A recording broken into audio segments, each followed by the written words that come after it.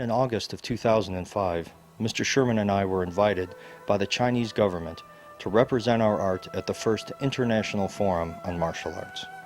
An amazing journey back in time that would not only give us a sense of bringing Kenpo back to its home, but it would change our lives forever. At the International Forum, I gave a speech on the over-commercialization of martial arts in the West and the other developed countries. But I let them know there are still groups of people who are very much interested in finding their past and being respectful to their history and where they've come from.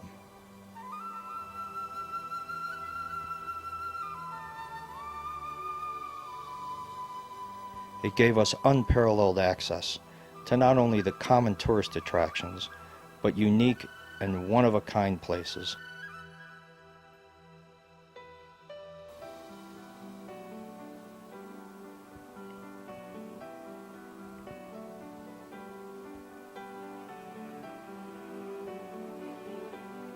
One of those places is called the Grotto. For over 1,000 years, artisans have been chiseling into the sides of mountains and creating incredible statues of Buddha to show respect for their religion and their history, which is also directly tied to our art of Kenpo.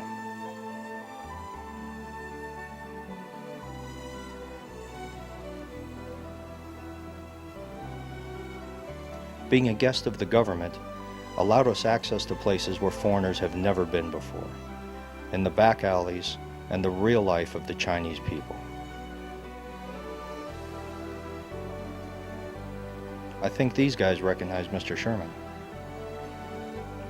Then it was on to our demonstration.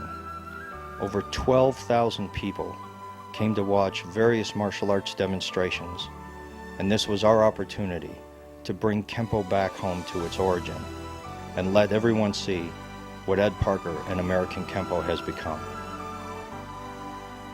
This was the moment we've trained for all of our adult lives. After demonstrations of traditional Chinese dance, and also demonstrations from the local Kung Fu schools,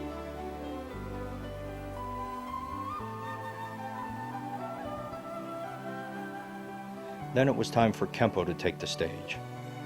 We began with forms to show our respect and history for our art.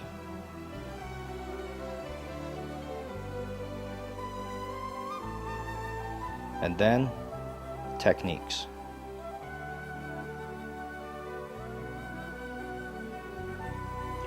Spontaneous applause throughout our performance let us know that we weren't the only ones enjoying this display of violent poetry we call Kenpo.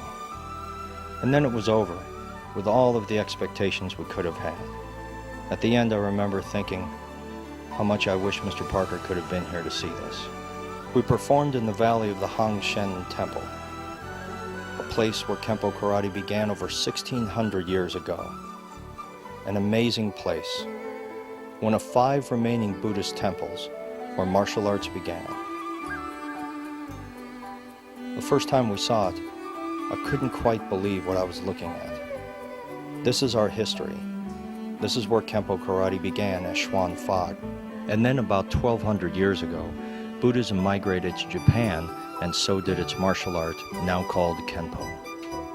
It's these friendships we develop that last for a lifetime, the relationships that continue to grow, the accomplishment of getting your first-degree black belt, our rich history, and always remembering where we came from, looking back and looking forward.